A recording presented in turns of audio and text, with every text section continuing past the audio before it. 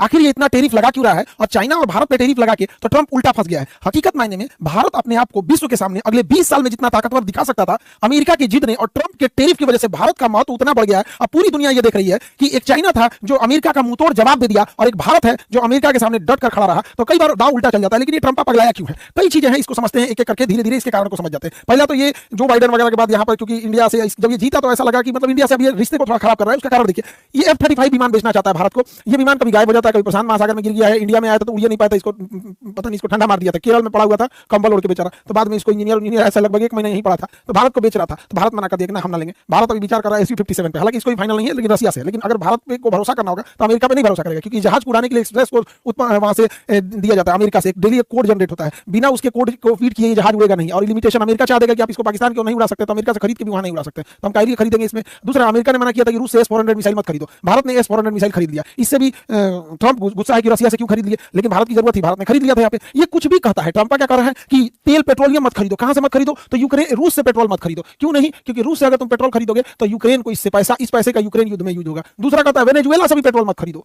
फिर कहता है ईरान से भी मत खरीदो, यमन से भी मत खरीदो। अरे चोटा कहीं का, तो खरीदेंगे कहां से? तो रब्बा के यहां से। तो ये इसकी मोनोपोली है, भारत मानता नहीं, भारत खरीदता है। अब भारत को पहले प्यार से समझा रहा था, भारत नहीं माना, तो ट्रंप ने टेरिफ लगा दिया तो भी भारत ने नहीं माना। अब तुम लगाइए दिया, तब तो रूस से और खरीदेंगे, अब तो ईरान से और खरीदेंगे, अब तो डॉलर की जगह रुपया में खरीदेंगे। अब कौन सी